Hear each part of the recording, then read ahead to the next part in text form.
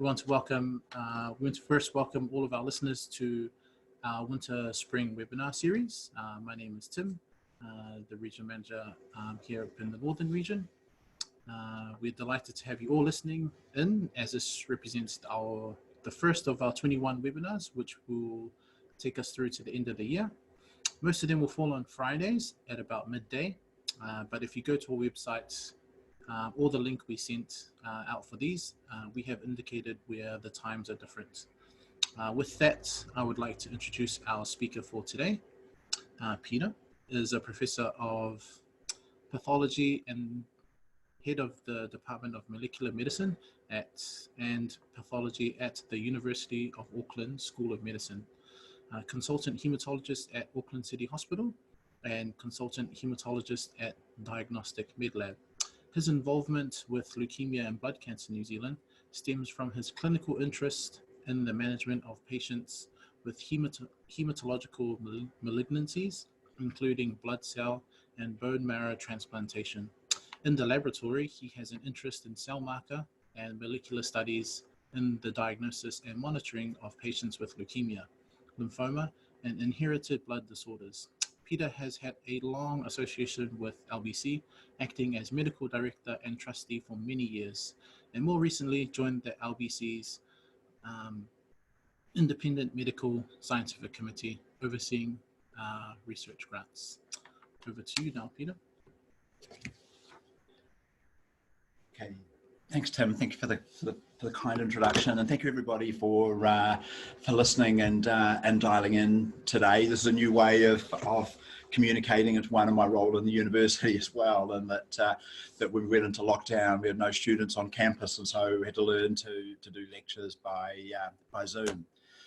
Thank you also so much for letting me do the first talk in this winter spring series. I realised how important these are. And what I want to talk about is around blood cancer research, and I hope it will set the scene for a lot of the more practical talks that are going to follow over the rest of the year.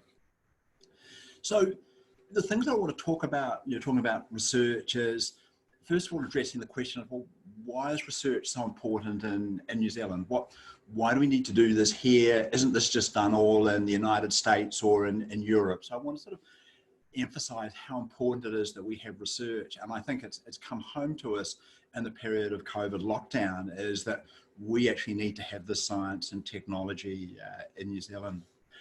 Second thing I want to touch on is to give you an overview of, well, what research is going on in blood cancers and blood disorders in New Zealand.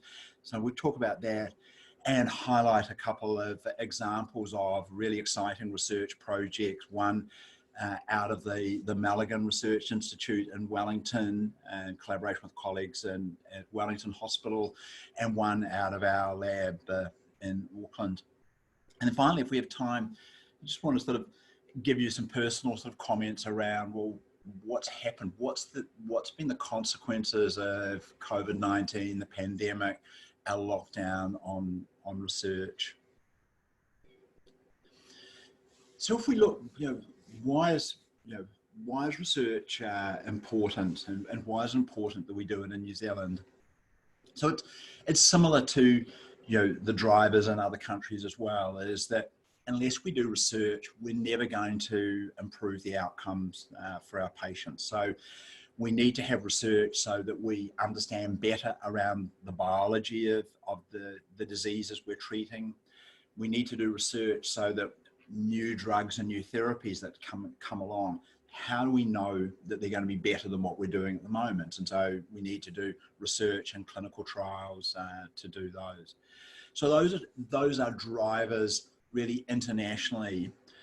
But we also need to do research because New Zealand is different from any other country. We need to have our own local data, and particularly it's become clear that we have some inequities both in access to healthcare and in outcomes between different groups in New Zealand. And unless we do research, and no one in Australia or Europe or the US can do that, we need to do that research in New Zealand. So it's really important that we build and develop a research community.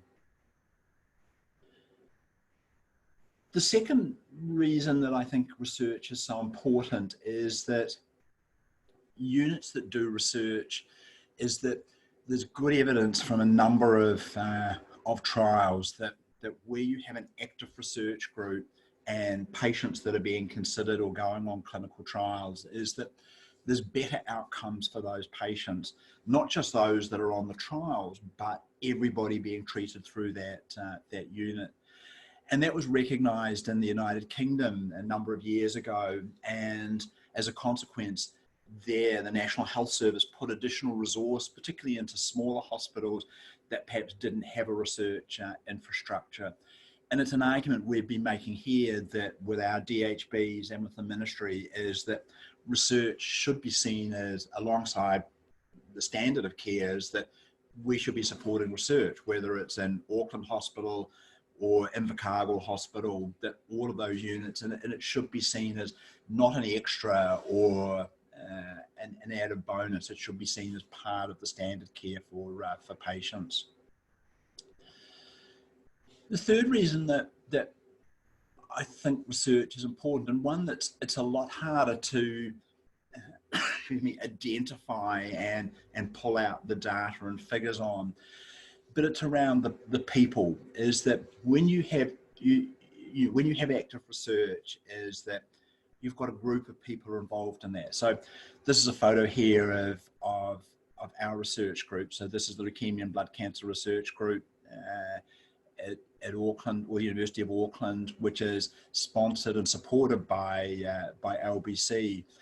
But we've got that group, and we've got around 16 to 18 people working in our group. A number of those, the young people there, they're doing postgraduate research degrees in blood cancers.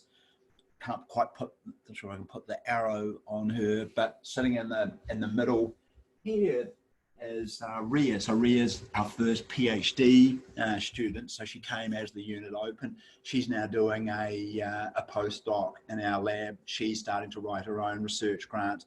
She's got students and people working with her. So you grow that field, and we attract people to work in the area of blood cancer. You'll see articles in the paper where there's concern that we're losing top All Blacks who are going to play in France or Japan, and there's a lot of concern over that. I would argue these are equally as talented people who are our scientists. They're our future.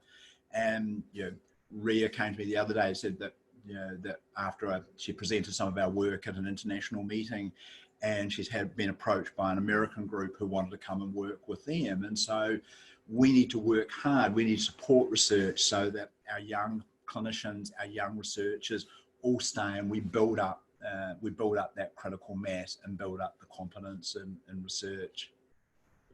So I think those are why I think research is important in New Zealand, that we want to contribute, we want to improve outcomes for our patients, we want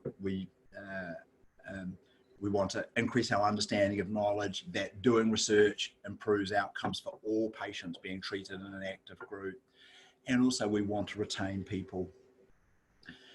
An additional concept that's come to me just, I guess, during the period of lockdown, one of the arguments that some of my colleagues have, well, why do we do this here? We could send the samples to an overseas laboratory to do the research. So why do we need to develop that technology? And I think the COVID pandemic, the lockdown, the consequences of that, I think we've suddenly realized we actually need to have that resource there. We need the equipment, we need the people, we need the expertise. And I think just over this last few months, I've seen how important that is. I think, though, there is a very healthy research landscape in New Zealand, and I think it's supported by LBC and other research funding groups. And I think I know many of you are being cared for in different units and centres around New Zealand, and all my colleagues in haematology have got an interest in research. I think it's a very healthy environment.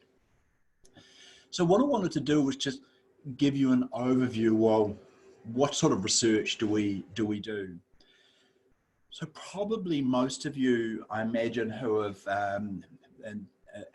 listening in, perhaps have perhaps have had an involvement with the blood cancer or a family member with the blood cancer. So your links are probably with the clinical teams. And in the clinical area, most of our research is around clinical trials, and you may have even been asked to go on to a trial. And we do two main types of clinical trials in New Zealand.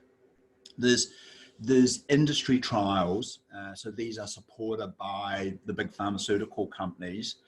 And then there's our local investigator-driven or cooperative group trials. So these are trials where your clinician may have an area they're interested in and a question they want to answer, and they'll look to set up a trial to review to answer that question, or they may actually answer it by going back and looking at, well, what's happened to patients with that condition, and we've treated them in this way over the last 5 or 10 years.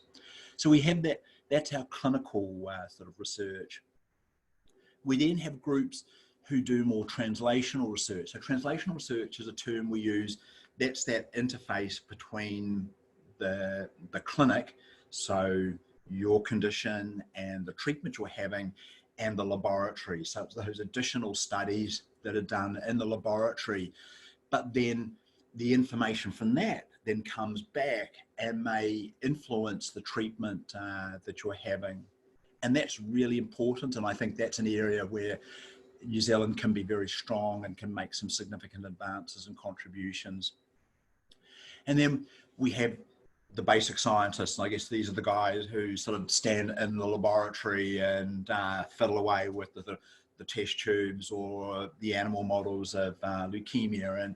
And in our lab, we've used zebrafish, which I think was on a previous slide, as a model for sort of studying leukemia. And that's really important too, because if you ask the question, well, this drug that I'm having for my myeloma or my lymphoma or leukemia, how do we know that we should use that in myeloma, and how do we get that information? It's come out of studying the lymphoma in the laboratory, studying the cells, studying them in an animal model, and then perhaps using different drugs or similar drugs in an animal model, showing A, that it's safe, and B, that it has a role, and then taking that through into the clinic and those clinical trials. So that's really important. And then the other area of research, which I think we're starting to do more of, and I think that's looking at healthcare outcomes, research on how we deliver the healthcare, research around inequity in healthcare. So if you live in Timaru or Greymouth or Tokoroa, do you have access to the same level of care, the same quality of care, the same laboratory test as if you live in Auckland or Christchurch or Wellington? And so I think that's very important, and that's a New Zealand focused sort of research.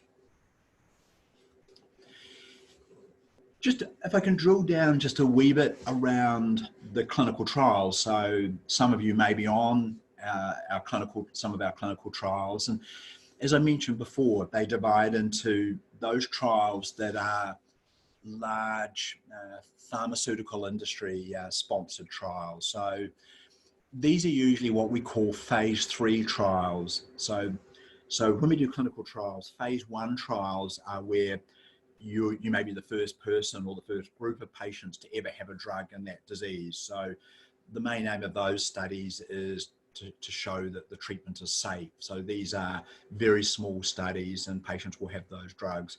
They're mainly done in large research hospitals in the US, but we've just opened a phase 1 unit between the university and Auckland Hospital, and there's a phase 1 unit in Wellington Hospital as well.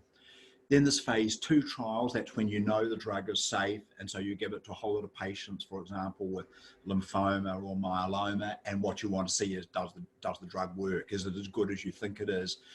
And then the phase 3 trial, which is most of the trials we do in New Zealand, that's when you sort of say, okay, is this treatment better than any current treatment? And so patients then, we require on this tremendous goodwill of sort of patients who don't know, who then at a toss of a coin get randomized to either the standard treatment or the experimental treatment, and the aim of that is to see, is this treatment better than what we're doing now. And sometimes we always, our anticipation is the trial is going to be better, and that's why we do those studies, to answer the questions. Also, in the New Zealand environment, it gives us access to a lot of drugs that, because we know Pharmac, we're probably one of the slowest developed countries of having drugs through, studies showing this drug's a benefit to having it funded. So there's a benefit for these trials, is that we can access these new agents.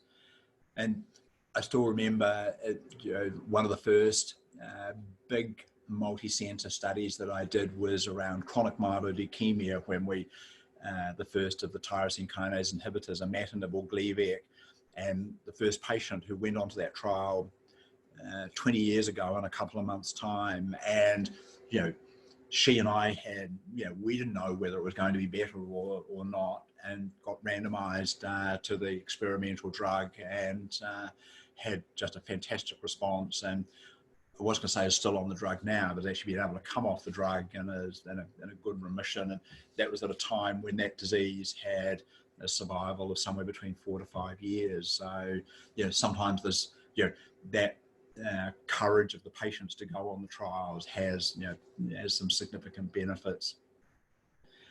I think, though, we just need to remember is that these are industry-sponsored drugs trials, and the companies, although they want to develop new drugs, they also have, they're there for financial gains. And this was, I was at an international conference, American Society of Haematology, and as I was wandering back to my room, I wandered past this room where there was an investors and analysts meeting for one of the companies. And so I think it just made the point is that, yes, they're wanting to make drugs, as we do, that are going to give better outcomes, but there's also some other drivers. The other type of trial we do is where it's our own trial. So those industry trials, they're developed by the company or by a team put together by the company. So we don't have a local input into it. We're not able to say, well, from a New Zealand perspective, this is what we would like to see. It's the trials, because they're often being conducted in 30 or 40 countries and 3 or 4 centres in each country. But we have cooperative group trials, and so our big trial group is the one I've shown here, the Australasian Leukemia and Lymphoma Group. And this is a group that we link in with our colleagues in Australia. And it's the main goal of the ALLG is to support clinical trials. And most of those trials are run by investigators, so haematologists in New Zealand and Australia. And so we design the trials. So we're designing them relative to the New Zealand and Australian environment, the type of patients we see here, the current treatments here. So these are important studies as well. And our challenge with investigator-driven trials is they don't carry the industry funding. So we are independent, and so we're always working hard. We're writing grants, and we're so grateful to people like Leukemia and Blood Cancer and the donors, because one of the pillars of LBC is research, advocacy, and patient and family support. And so it is out of, they support a lot of our research. And this is one of the trials, and I will talk about it more when I'm talking about chronic myeloid leukemia, just close to World CML Day. And this is a study where we're asking the question, what's the optimal first-line treatment for a patient, a newly diagnosed patient with chronic myeloid leukemia? And this is a trial supported by Leukemia and Blood Cancer, also Cancer Society, and in fact Pharmac are also helping us with it because they're funding one of the drugs in the trial. And I can't give you any of the results because we're still doing the study, but this is just showing, this is the accrual. You can see on the left hand at the bottom, the red line is the accumulation of patients. And as we set the trial up and got all the centres, it took a wee while to get it all open. But you can see now that we're up to, we've got 57 of our 100 patients, and we're recruiting about as we would expect. As I talked to you at that time, just at the end, things went on hold a little bit during sort of COVID, so we may have to keep recruiting for a wee bit longer.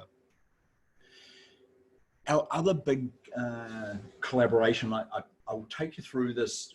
This is a slide from my colleague, Dr. Ruth Spearing in Christchurch. But our other collaboration that has been hugely positive, both for patients and for clinicians across New Zealand, has been in the treatment of acute myeloid leukemia. So for the last 20 plus years is that we have collaborated with the UK acute leukemia trials group. And so all the leukemia treatment centres in New Zealand have been part of those clinical trials, along with all the centres in the UK.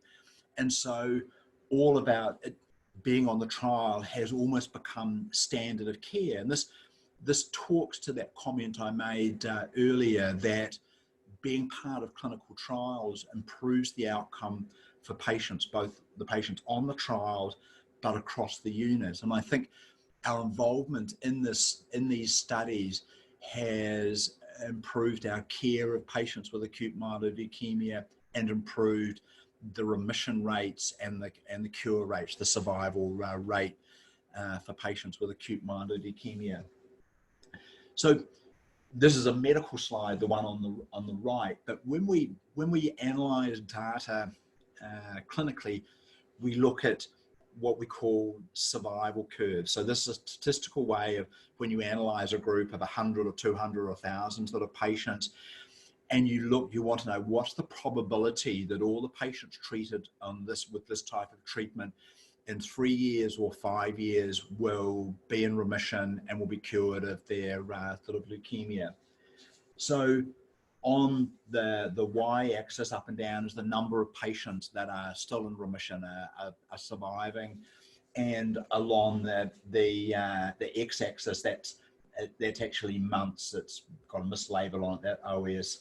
But the green curve was where there's only around 20% of patients were long-term remissions. That was before we joined, collaborated with the UK.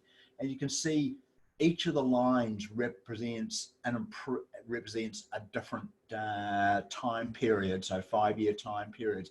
And you can see the one with the arrow. This is the current trial that the New Zealand centres are involved with, where we've got up a bit higher. Thanks, Tim. Yellow. You're colourblind. So you can see, the dramatic improvement. And this is a time when Pharmac have not funded any new drugs in acute leukemia. So it is a matter of it's being in the clinical trials. We've learned to use the drugs differently. We've given different doses. We've treated for a longer period of time. And more recently, the current trial has got some additional sort of drugs in. So what this shows is here's a collaborative, a cooperative group trial. There's no industry funding in here. This is run by investigators, researchers, so haematologists, like my colleagues that look after you, and have had the idea and said, this is how we need to. So this is the questions we need to answer. And even though some of the questions, the answer didn't show an improvement, it's still being part of the trials that provided, again, whether you were diagnosed with acute myeloid leukemia in Dunedin or Auckland or anywhere between, you got the same, the opportunity to have the same care, the same drugs, the same monitoring. And I think that's incredibly strong. So that's why I appreciate it's brief, just an overview of the type of clinical trials that we undertake. I wanted to focus now and just move a little bit to, well, what are the novel things we're doing? And they're really in the translational sort of area. So that ability to look, to have the patients and analyze the patient sample. So we, and then get information from that, and then take that back, from what we learn in the laboratory back into the clinic. So there's a term we use, from the bed to the bench side and back to the bed again. So it's sort of looking at the patient, seeing what the issues are going, taking it to the laboratory, asking the questions, and then bringing the information we've learned there back into the clinic.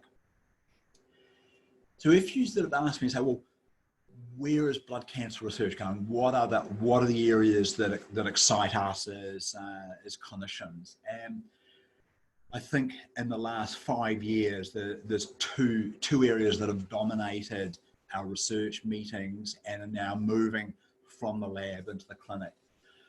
One is this whole area of cancer immunology. How do you harness the body's immune system to perhaps attack the cancer cell, the leukemia cell, the lymphoma cell, this area of immunotherapy. And the second has been the area of understanding the DNA makeup, the gene makeup of the leukemia or the lymphoma, and taking that information to inform the treatment recommendations for a patient. And I want to give you just an insight of two areas where New Zealand research groups are looking at both of these areas.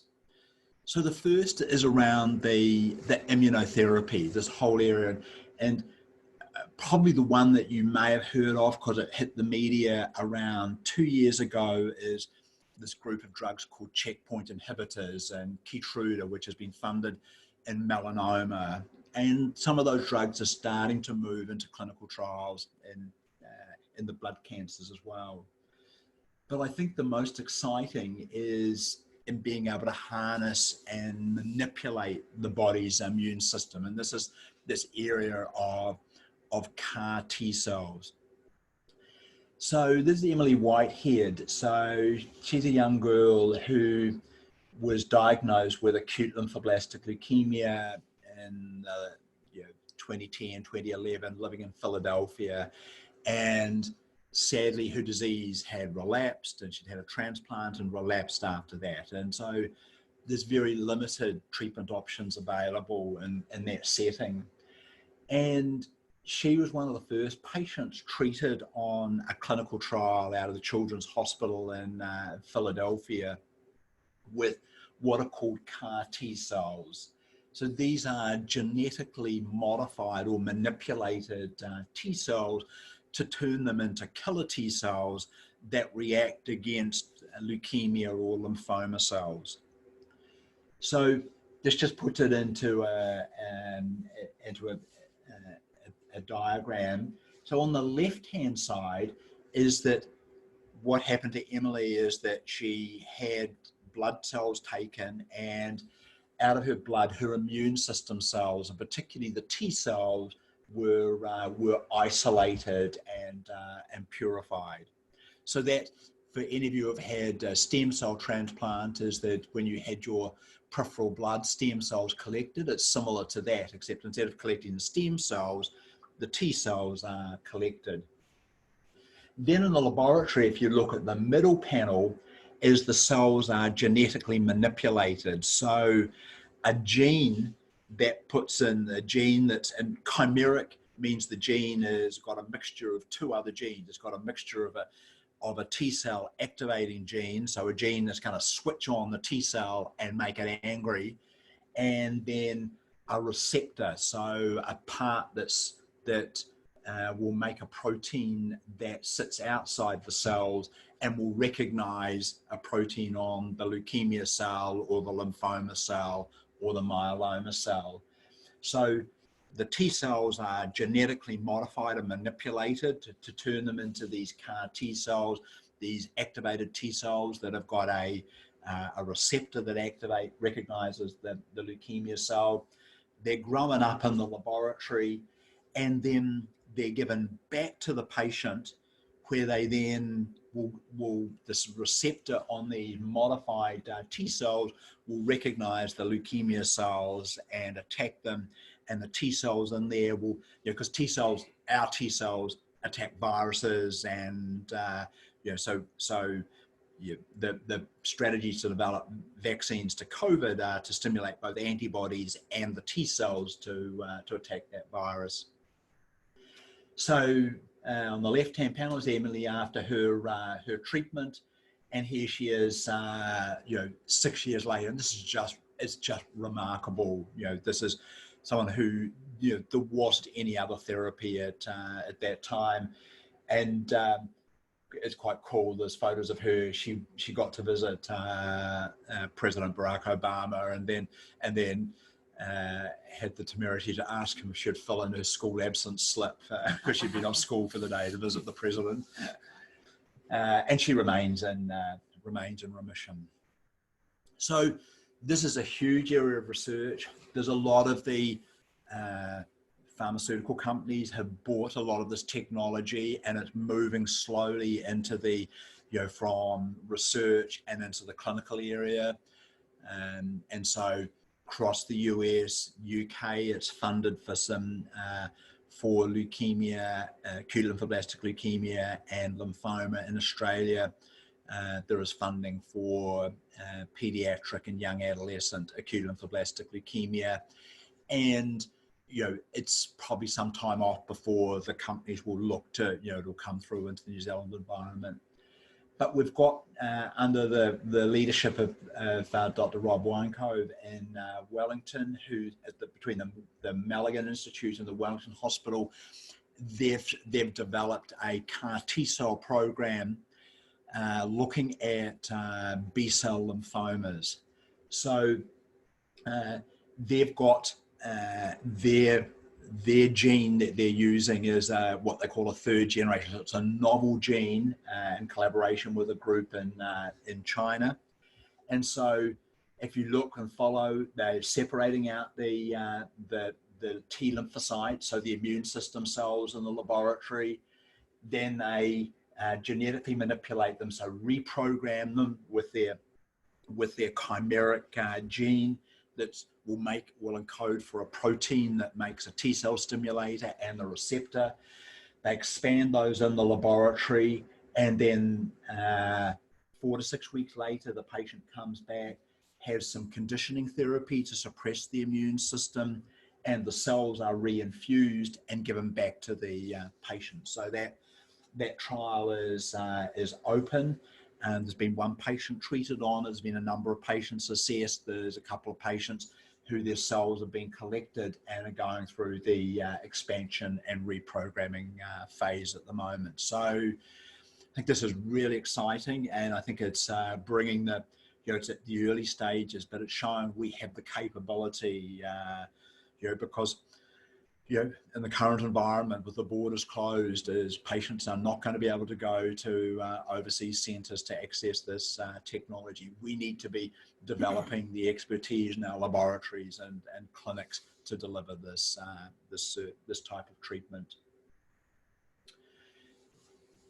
The other area that I wanted to talk about was the area of genomics. So this is looking at the genetic makeup. How does that influence decisions around treatment? So this is work that's come out of our laboratory. So this is the LBC research unit at the University of Auckland, and we've got 2 areas of research. We've got our basic science research. So this is using animal models to understand more about the biology of leukemia.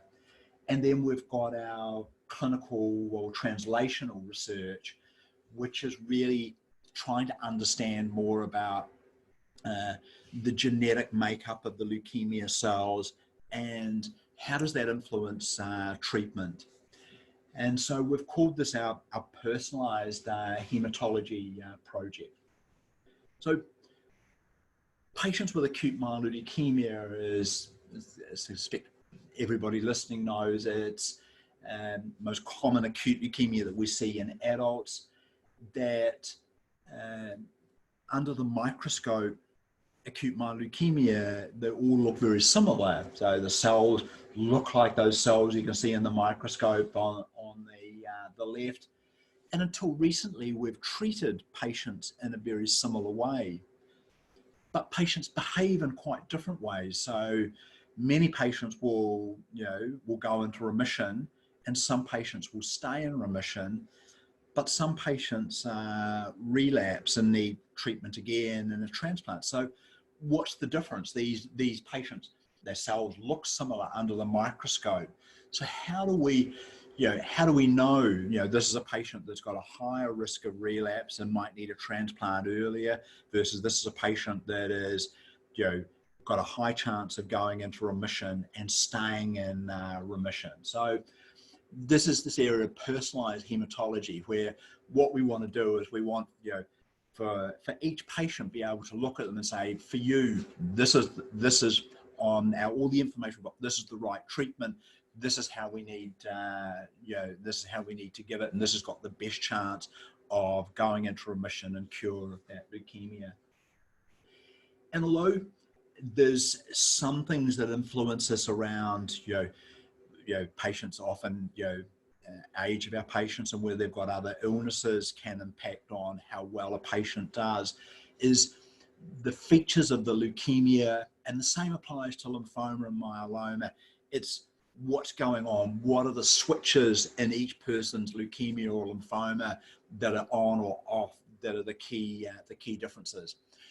And what technology has allowed us to do in the last decade is that we can now analyze all those genes. So when I started in the lab, on the left-hand panel is that when we sequence the human genome, which is 30,000 sort of genes, is that we could sequence around 200 to 400 bases a day. So there, each of those lines, that's one of the code of the within DNA. So, to sequence the whole human genome, my colleague Stefan calculated would take 270,000 years.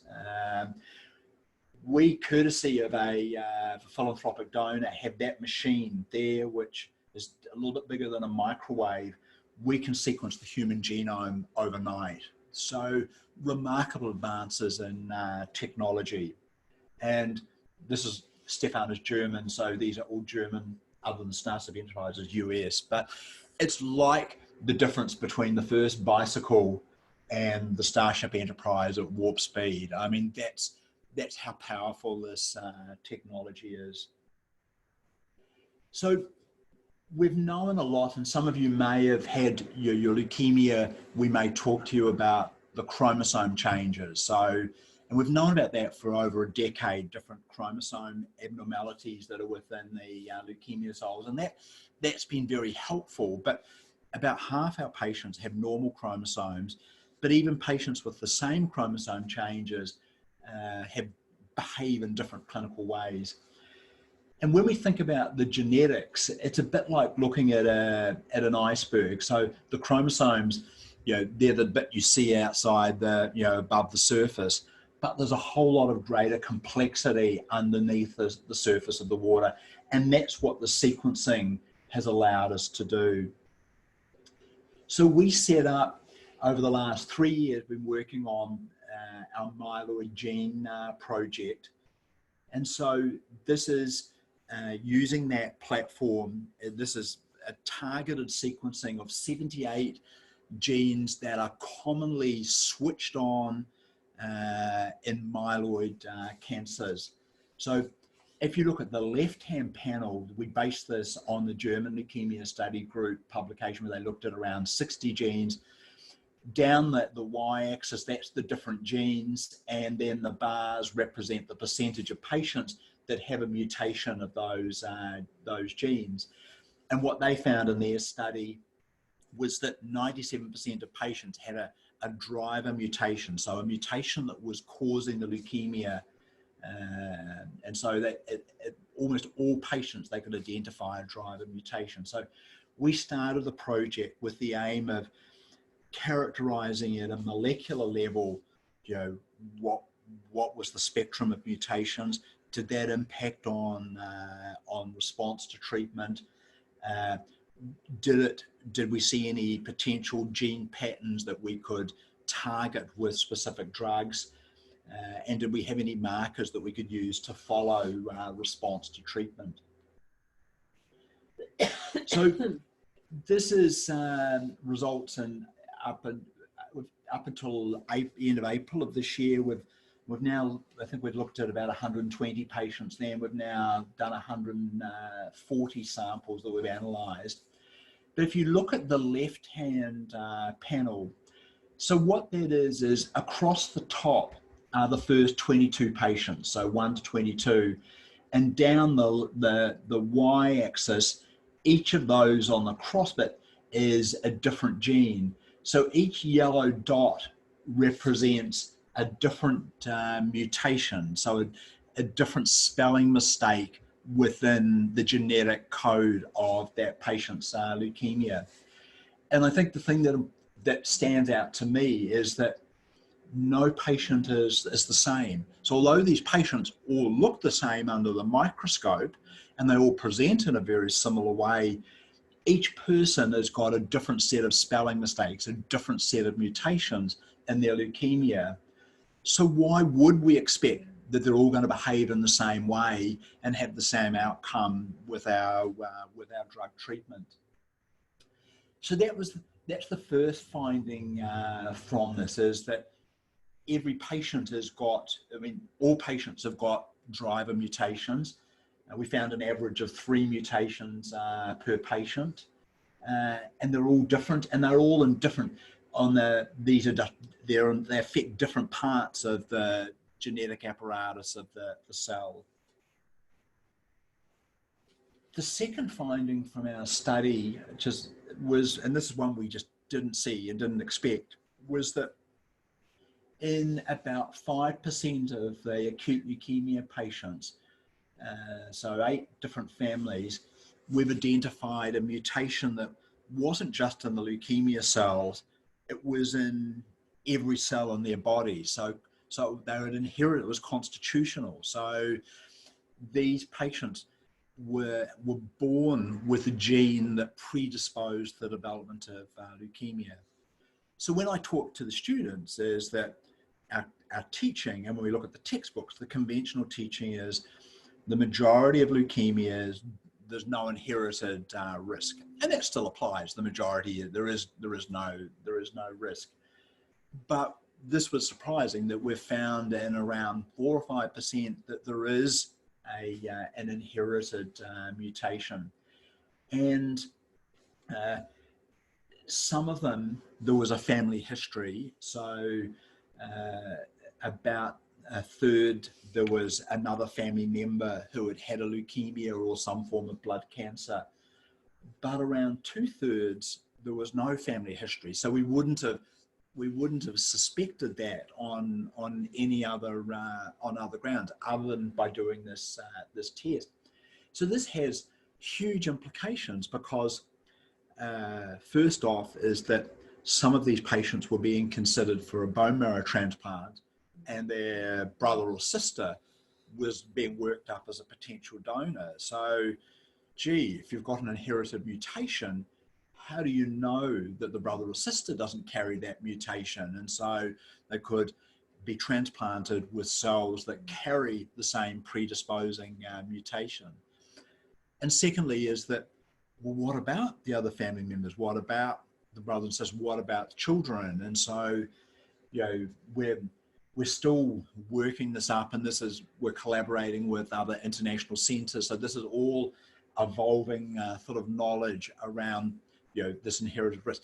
Just to reassure everyone is that the majority of leukemias there is not an inherited risk, but this was an unexpected sort of finding from the study. So this is similar to, this is well recognized in breast and bowel cancer. So about 5% of breast cancer patients carry the BRCA1 or BRCA2 gene. So this is the gene that Angelina Jolie had. She had a BRCA1 mutation and then elected to have prophylactic surgery at a young age to prevent the risk of breast cancer. So this is a similar predisposing gene.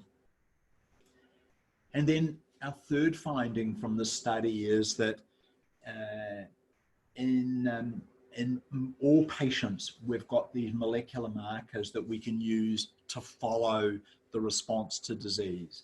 So we call this measurable residual disease or minimal residual disease.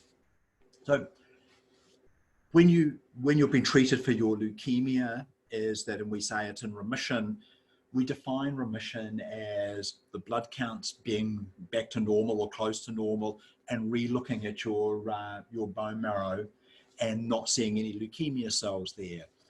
And that's sensitive. We can pick them up to about somewhere between 1 in 20 to 1 in 100. So it's sensitive to somewhere around about 1%. Okay. What we're doing with the molecular markers is that we can detect those different gene markers down to a level of 1 in 100,000 or even 1 in a million. And so it's a bit like, where's Wally? So out of all of those blood cells, which one is potentially still a leukemia cell there? And preliminary data, particularly with this gene NPM1, we've been able to use that and make decisions. Is this patient in a deep remission? Can we avoid moving to a transplant versus this patient has got still high levels of, even though they're in remission, they're still positive on this test. Patient needs to be monitored and watched very closely. So this is research, and it's moving into influencing our how we treat people. So it really, the monitoring is you can see how this is becoming more of a personalized approach. It's not one size fits all. It's looking at each patient's leukemia is sort of different. So this is just the summary of where the genomic study is going. So, we look for the mutation or the spelling mistake, and it gives us information. I didn't talk about all of these, but confirming the diagnosis and perhaps a molecular subtype of the leukemia gives us more information about the prognosis. It also, we're starting to see some targeted drug therapies. So, for particular mutations, particular drugs we use, and I mentioned the minimal disease monitoring and the familial predisposition. And ultimately, the goal is we want to see better outcomes for our patients. That's the bottom line. So just quickly, I appreciate I've run out of time now, because I'll leave some time for questioning, but just a final couple of slides, and just this is more personal reflections. Well, we've all come through as a country, we've all gone through lockdown, and incredibly difficult for our patients coming into your respective days and wards. In retrospect, lockdown has actually been very protective for our patients. From the research perspective, is that all our clinical trials, we stopped recruiting to them because we were trying to avoid patients coming into hospital where there was a risk. So we stopped doing recruiting. Patients that were already on trials, is that, as you probably, many of you had virtual or telephone clinics, and so we were doing even the trial patients where we could, reviewing them through by phone. So that was different. We had to change the whole way we did our studies. Fortunately, we've come out of the lockdown probably earlier than many of us thought. Our trials are now all up and open and accruing again. Of our translational research, so the lab-based research, most of the lab-based research is based out of the university. So any of you are at university or have got family members at university, the universities were locked down. So we didn't have students in there. We weren't allowed in our laboratories. So they were all, and this was really locked down. Like, my proximity card was deactivated. I couldn't get anywhere near my office or my lab. That's not funny.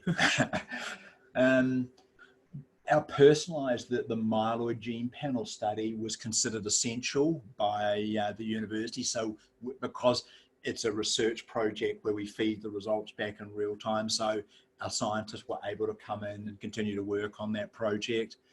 And also a collaboration between the university and the DHBs, and I think it happened in other centres, is that some of our scientists, we set up a COVID testing laboratory within the university. So our researchers couldn't get to research, but they were able to contribute in other ways. So that was a good contribution to the country. I think we've got some challenges though, is that just as you know, a lot of businesses are in difficulty, is that a lot of the charitable funding bodies are going to be in difficulties in the next sort of 12 to 18 months. As a consequence of that, is many of the charitable bodies have not been able to continue with their research funding rounds. So Cancer Society cancelled their funding. They'd already made the decisions and they didn't fund grants. LBC were put on hold at the moment, funding sort of research grants. So across the whole of the charitable sector, so that's going to impact on sort of research and those retaining of people and keeping the momentum sort of going.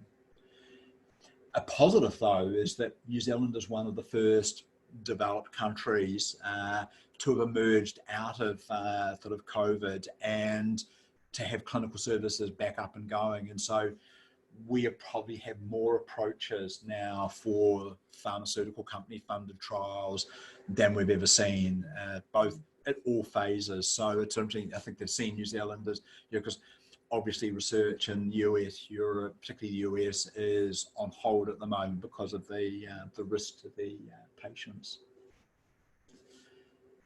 So I'll stop there and just thank a lot of the work I've presented has been out of, this is our LBC research group, and so just the different scientists and students in our group. But thank you all for listening, and I'm happy to take any questions through Tim. Cool. Awesome. We've got one question here up here on the board, and you can probably read that. Thanks, Harry. Yeah, appreciate that. I think it is. I think, we've always relied on, I mean, we will still want to collaborate with international colleagues and our students, and we'll still go overseas for additional experience, but we want them to come back again, and we want to build our own critical mass, our own sort of capability.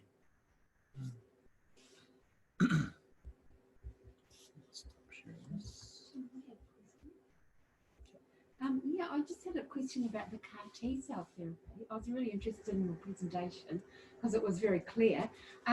When the T cells are genetically modified, as I understand it, the receptors that latch onto the protein are quite specific to the cancer protein. So does that mean that when those T cells are genetically modified, that they have to be modified to attack particular, say, myeloma and lymphoma and so on? So you can't modify CAR T cells in a very general kind of way. You're right. Is that so? Rob's program in Wellington, his CAR T cells are anti-CD19. So CD19 is a protein that's on B cells, that's on normal B cells and on leukemia B cells and lymphoma B cells. So his trial is targeting patients with lymphoma, so it will be to the so that would be at CD19 positive sort of B cells. The myeloma is the target there. At the moment, most of them are targeting BCMA, so that's a protein that's expressed on myeloma cells. So that would be a separate construct and a separately genetically modified T cell. Yeah. Okay. Well, that explains why particular centres will only deal with one type of cancer. Yes. Okay. Yeah. And that makes the research, I guess, the process much more expensive. Yeah. Because it's so specific. It is. Yeah. I mean, the alternative, one of the alternative strategies, and they may even be used together, is that we're about to open a clinical trial with what's called a BITE cell, or a bispecific T cell engager. So rather than modifying the T cells, this is it's an antibody that recognizes the B cells, so anti-CD20, so it's a conventional antibody like rituximab, and then that's been linked to another antibody that binds onto T cells, onto CD3. So you've got the two antibodies, so one that hooks onto the lymphoma cell or leukemia cell, and one that hooks onto the T cell. So so what it does is it pulls the T cell and puts it close to the lymphoma cell, so it's putting them side by side. So the goal is to have the same sort of immune system cell attacking the leukemia or the lymphoma cell. And that's a technology that, Rob's lab is just, what they've had to do, just the work and setting up all of that, because all the regulations, and because they use a virus like the HIV virus, a lentivirus, to get the gene into the cell. So it's a very it's a lot of work around that processing. Thank you. I've got a question here from Terry Walsh. Are there other forms of leukemia being researched? I'm assuming other than AML. Yes, in the New Zealand environment, our lab is mainly interested around AML. There is, and we also we're interested in chronic myeloid leukemia as well. In Morrison's lab in Dunedin is interested in acute lymphoblastic leukemia, and he's looking at a little bit about the genes, but also how the DNA is packaged. So I don't know if you've seen the diagrams of DNA, the double helix. So that gets folded up, and then there's different ways that's folded, and it relates to what we call methylation of the DNA. So his group, they've got a lot of expertise around looking at the methylation of DNA. So they're looking at acute lymphoblastic leukemia, and so that's at a lab level.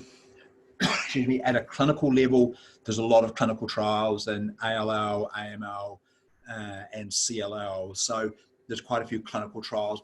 Some of those are cooperative group studies. Some of them are industry trials. Well, two more questions. So what's next for genomic sequencing in New Zealand? Are other blood cancers able to be targeted? Thank you for asking that. Was that one of my friends asked that?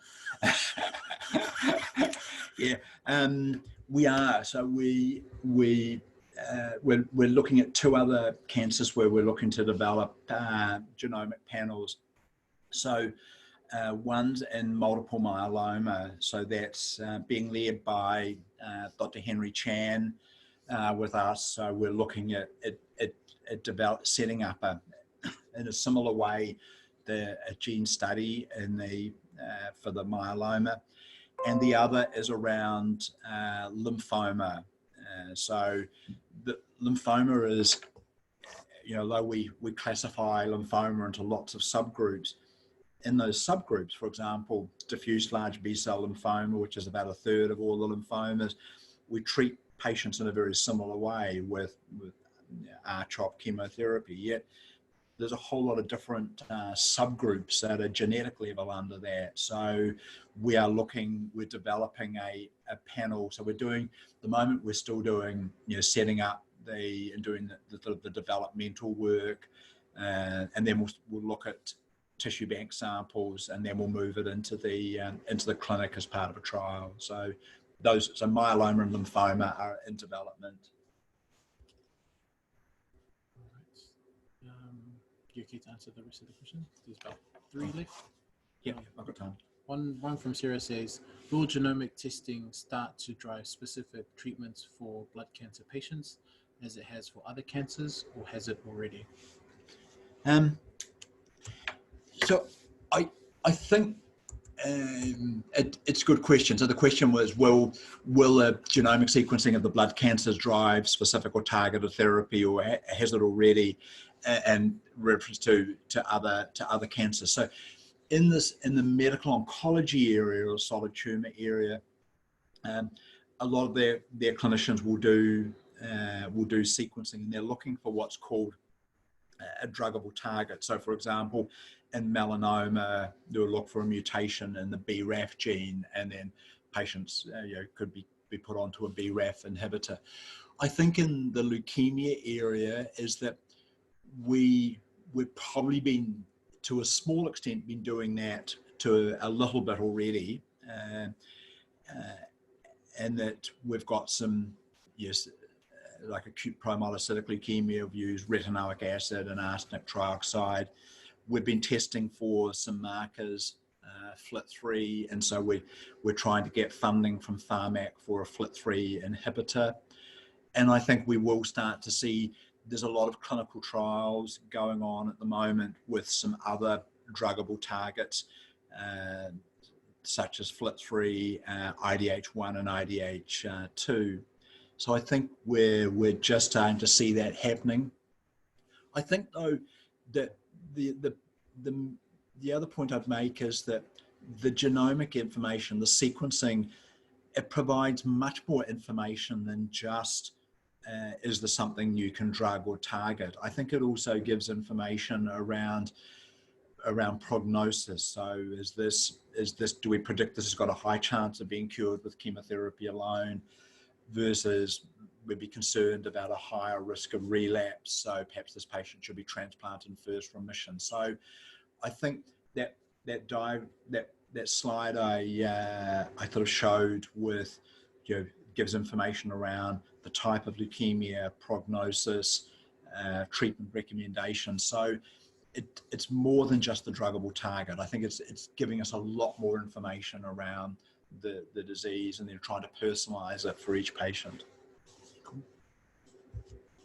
All right, question here from Matt. Does the data we collect from clinical trials in New Zealand make a difference in getting drugs Pharmac funded? Or is Pharmac already making their decision based largely on overseas data? It's like 3 questions. Will our New Zealand trials make a difference for particular drugs getting across the line? Okay, so if you look at the big phase 3 industry trials that we do, so we do those for 2 reasons. One is that they're important studies that need to be done. That data is going to be collected, and usually many of those trials are what they call FDA registration trials. So the company is doing the study, the FDA has said this is the study you need to do, that is comparing new drug A versus the best current care. And so that information is collected, it's published, that is the data that gets submitted to Pharmac. So that's the level and quality of data that Pharmac wants to see. And the difficulty with Pharmac is that they get that data, and then there's a lengthy process around their negotiation around the funding, and so there's a whole lot of other issues go into it as well. So yes, the trials we do, that data does go into the final submissions into to Pharmac. Cool. And final question is, the New Zealand CAR T-cell research is only open for people with aggressive lymphoma, I think. Why is this, and can you see a time when it might be considered best as a first-line treatment? Does previous immunotherapy negatively affect the chances of the CAR T cell therapy working? Okay, so really good question. So at the moment, the trial is open to a number of subtypes of lymphoma, but some of the question before, it has to be B-cell lymphoma and expressing CD19, because that's the target that the modified cells are reacting against. Because it's a phase 1 trial, so phase 1 trials where your primary endpoint is to show that it's safe. Now, obviously, we want to see a response as well, but that's primarily the goal of the study, because before you do any new treatment, you've got to show that you're not going to hurt patients sort of with it. So at the moment, it's taking patients that have got relapsed lymphomas that are where there are not other treatment options. So if there was still a treatment option, of a second line or third line chemotherapy, an option for a transplant, then that might be the pathway to go. Whereas many of the patients have, there may not be other sort of options sort of available. Will it move into first line therapy? I don't know. In the lymphoma area, because the lymphomas are there is a high response rate and and long-term remission rate with the initial therapy. Maybe with lymphomas that have got an unfavorable signature where you may predict a high risk of recurrence, then it could be moved into a first line sort of treatment.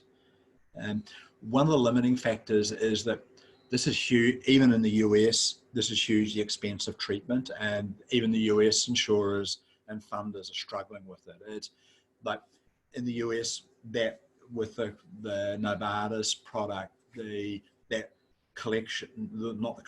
manipulation of the cells and generating those genetically modified or reprogrammed T cells is somewhere around 450 to 500,000 US dollars. So even US, the funders there, they're having discussions as to how do you resource this? How do you fund this? All right. Well, Peter, on behalf of Leukemia and Blood Cancer New Zealand, and on behalf of all our patients and our families, I'd like to thank you for coming along. Really, really appreciate your talk and your knowledge and especially your time as a busy man to come and share that with us. And so thank you so much. Pleasure. Thank you, Tim. All right. Thank you very much for listening, and thank you for all the questions.